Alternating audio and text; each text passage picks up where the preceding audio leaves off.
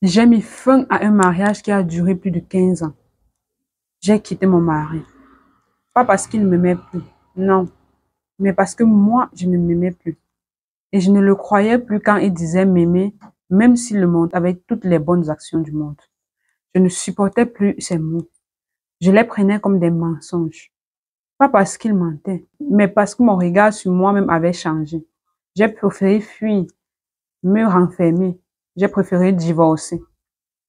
C'est exactement ce que m'a confié une femme il n'y a pas longtemps et je pouvais ressentir une forte souffrance dans sa voix, une douleur silencieuse, le genre de douleur qu'on porte sans toujours pouvoir l'expliquer.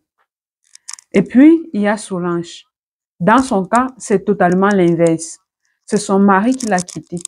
Il l'a quitté parce qu'elle prenait de plus en plus de poids, parce qu'elle ne prenait plus soin d'elle. Il lui parlait avec douceur au début, puis avec insistance. Il attirait son attention sur sa santé, sur ses kilos qui montaient, sur son laisser-aller. Mais elle ne réagissait pas. Elle ne l'écoutait pas. Et aujourd'hui, elle vit seule, déprimée, avec une tension qui ne cesse de monter de plus en plus et des regrets qui ne la quittent pas.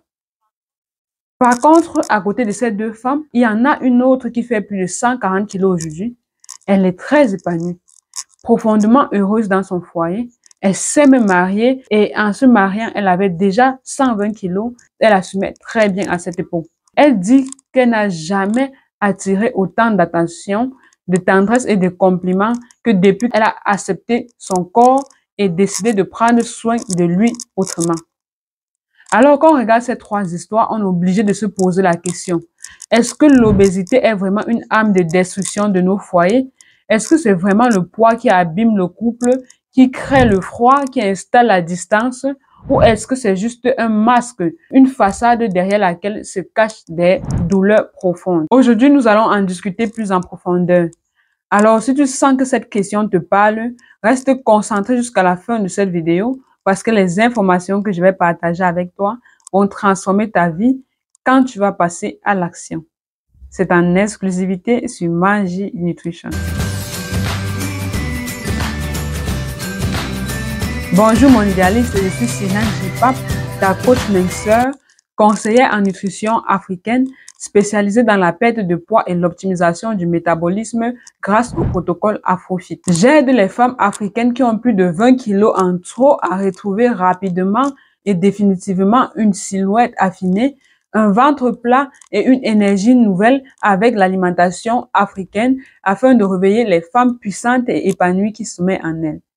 Bienvenue sur la chaîne du bien-être. Si tu veux être plus belle qu'hier, si tu veux te regarder dans le miroir et te dire je suis plus attirante, je suis plus séduisante qu'avant, cette chaîne est pour toi.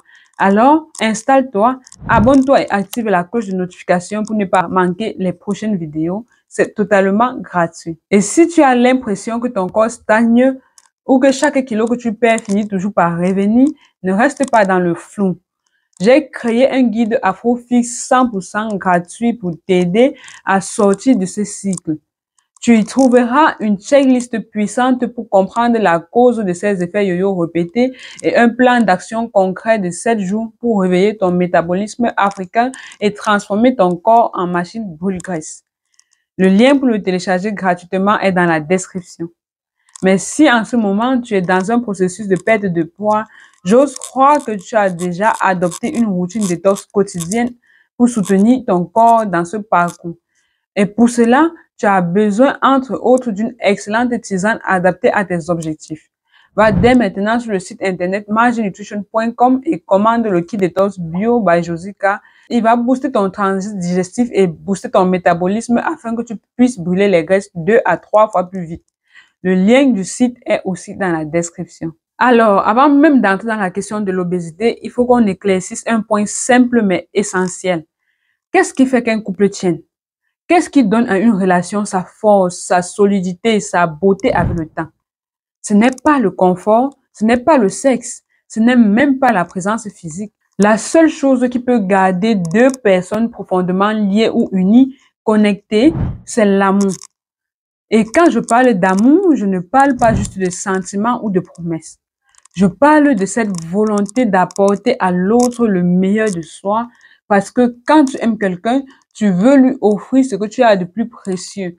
Tu veux qu'ils se sentent bien près de toi. Tu veux qu'ils se sentent compris, valorisés, choisis chaque jour. Et ce qui crée l'équilibre dans un couple, c'est quand chacun cherche sincèrement à offrir à l'autre la meilleure version de lui-même. Pas la perfection, mais une version vivante, attentive, connectée et lumineuse. Mais ce qu'on oublie souvent, c'est que tu ne peux pas donner ce que tu n'as pas.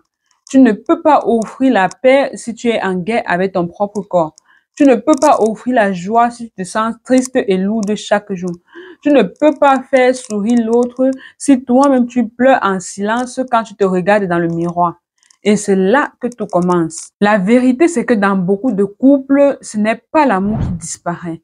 C'est l'estime de soi, c'est la lumière dans les yeux, c'est la douceur dans les gestes, c'est l'élan d'un cœur vers l'autre. Et quand tout ça s'efface, c'est l'un, l'autre le ressent. Même s'il ne comprend pas ce qui se passe, il sent qu'il n'est plus accueilli de la même façon, que son regard dérange et que ses mots ne passent plus, que ses gestes sont rejetés. Alors, la question n'est peut-être pas est-ce que l'obésité détruit le couple? La vraie question, c'est qu'est-ce que tu portes à l'intérieur de toi en ce moment? Qu'est-ce que tu offres à l'autre consciemment ou inconsciemment? Est-ce que tu offres l'insécurité, la colère, la fatigue, le repli, le dégoût de toi, l'agacement, le mépris de ton corps? Parce que même si tu ne le dis pas, tu le montres. Ton corps, ton visage le montre. Ton regard le dit. Ton silence le crie. Et quand chaque jour, ton esprit est traversé par la honte, la frustration et par cette impression que tu n'es plus assez, tu crois qu'il te juge alors que c'est ton propre regard qui t'emprisonne. Aimer quelqu'un, c'est un acte généreux, mais cet acte commence par soi parce que tu n'aimeras jamais profondément si tu te détestes toi-même. Tu n'accueilleras jamais tendrement si tu vis dans le rejet de toi-même et tu n'auras jamais une intimité forte, fluide, profonde si ton intimité avec toi-même est brisée. Voilà pourquoi avant de parler du poids, il faut parler de l'amour. Pas celui que l'autre a pour toi, mais celui que toi tu t'accordes. Celui que tu portes dans ton cœur quand tu penses à toi, à ton corps, à ta féminité. C'est là que tout commence. Et maintenant que nous avons compris que l'amour solide commence par l'amour de soi, nous pouvons voir comment l'obésité peut impacter négativement la vie de couple. Parce que oui, l'obésité peut devenir une arme de destruction lente et silencieuse dans un foyer, mais pas à cause de la graisse, ni à cause des rondeurs et des bourrelets, mais à cause des murs qu'on construit autour de soi quand on ne se supporte plus. Et ces murs peuvent étouffer même les plus belles intentions de ton mari. Alors, voici quelques raisons qui expliquent pourquoi l'obésité peut fragiliser ton foyer, surtout quand il affecte ta perfection de toi-même. D'abord, quand tu es obèse et que vient le moment où tu ne te sens plus belle, tu ne laisses plus ton conjoint te regarder ni te toucher. Tu as honte en face de lui et tu ne prends même plus ta douche avec lui. Tu n'es même plus capable de t'échanger devant lui. Tu refuses ses compliments, tu doutes de tout ce qu'il dit. Et même quand il te touche avec tendresse, tu restes crispé, pas parce que tu ne l'aimes pas, pas parce que tu ne le veux pas, mais parce que tu n'arrives pas à croire qu'il peut encore te désirer. Et s'il insiste, tu acceptes de te donner à lui, mais à condition d'éteindre la lumière et de le faire dans le noir. Et cette attitude, avec le temps, crée une certaine distance silencieuse. Et puisque tu doutes de ses compliments, tu commences aussi à douter de tout ce qu'il te dit ou de tout ce qu'il fait. Et voilà comment la jalousie et la méfiance s'installent. Et ceci va venir augmenter le fossé qui a préalablement été créé dans la chambre. Ensuite, tu ne prends plus plaisir à t'apprêter. Tu ne prends plus soin de toi. Tu n'achètes plus de jolies tenues et tu te dis que ça ne vaut plus la peine puisque tu n'as rien de beau à présenter. Mais en attendant, les jours passent, les semaines passent et tu glisses lentement dans une forme de négligence qui finit par devenir ton quotidien. Et le problème, c'est que ton époux le ressent et il perçoit cela comme un renoncement. Il comprend que tu ne te soucies plus de son plaisir, tu ne désires plus le séduire et il conclut que tu ne l'aimes peut-être plus. Et c'est comme ça que naissent les incompréhensions dans le foyer. Une autre chose, c'est que tu perds ton énergie vitale. Le poids en trop fatigue ton corps, mais aussi ton esprit. tu as mal partout, aux articulations, au dos, aux genoux, tu dors mal, tu n'as plus envie de rien. Et cette fatigue constante te rend moins patiente, moins douce, moins présente. Tu veux juste qu'on te laisse tranquille. Et même les moments de qualité qui vous permettaient de passer du temps ensemble, ton époux et toi, tu ne les veux plus. Tu refuses les sorties, tu refuses les invitations. Tu dis non à chaque fois. Et ça devient une habitude. La vérité, c'est que tu ne veux pas être vu. Et à force de te cacher, tu finis par t'éloigner. Et à force de t'éloigner, tu te retrouves toute seule.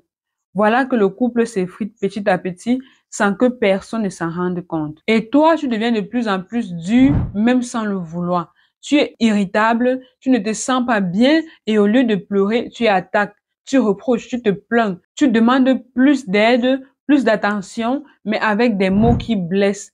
Et tu ne comprends même pas pourquoi tu réagis comme ça. Tu regrettes, tu culpabilises, tu pleures encore. Mais en réalité, tu as mal. Tu as vraiment mal d'être enfermé dans un corps qui ne te ressemble plus.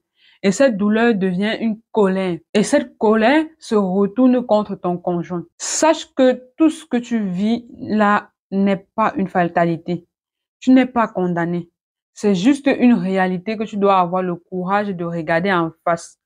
Parce que si tu te réconcilies avec toi-même, si tu décides de te reprendre en main, de faire face à ton obésité en temps au lieu de le fuir, tu verras que tu retrouveras la paix, la joie, l'amour et la solidité de ton foyer.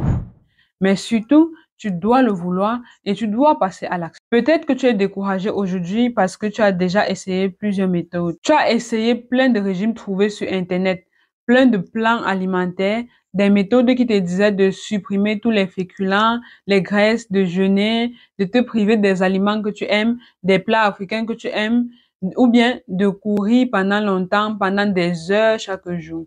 Et tu as tout donné. Mais malgré tout ça, tu n'as pas eu des résultats que tu espérais. Et ce n'est pas parce que tu n'es pas motivé, ni parce que tu n'es pas capable, mais parce que ce qu'on t'a proposé n'était pas fait pour toi. Ce n'était pas aligné avec ton corps, avec ta réalité, avec ta culture africaine. Ces méthodes t'ont demandé de t'éloigner de toi au lieu de t'aider à revenir à toi. Et c'est pour cela qu'elles n'ont pas tenu et qu'elles ne t'ont pas permis de tenir plus longtemps. Tu n'as pas besoin de t'effacer pour devenir belle. Tu as besoin d'apprendre à maigrir en respectant ton identité, ta cuisine, ton corps de femme africaine. Tu as besoin d'un chemin qui t'apprend à transformer tes repas préférés en aliments. Et c'est exactement pour ça que j'ai décidé d'organiser un challenge Afrofix 100% gratuit de 3 jours et je veux que tu sois là. Pendant ce challenge, tu vas découvrir les secrets pour perdre définitivement plus de 20 kilos en mangeant africain sans te priver, sans avoir faim et sans aller en salle de sport. Je vais te montrer en détail le protocole Afrofit que mes clientes utilisent pour retrouver leur silhouette, leur fierté, leur énergie, tout en restant connectées à leur culture et surtout en reprenant le contrôle total sur leur corps. Pendant ce challenge, tu vas comprendre pourquoi 92% des femmes africaines échouent à maigrir durablement et comment toi, tu peux faire partie des 8% qui réussissent.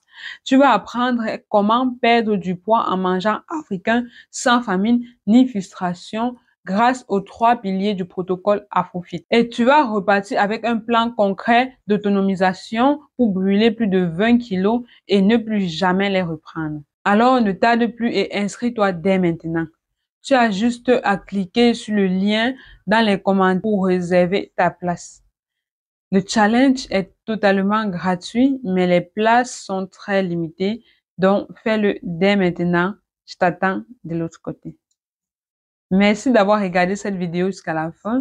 Si tu as des questions ou si tu as un sujet en nutrition sur lequel tu as besoin de plus d'éclairage, n'hésite pas à me le faire savoir en commentaire et c'est avec plaisir que je te répondrai dans les prochaines vidéos. N'oublie pas de me laisser un like. Tu peux même le faire maintenant.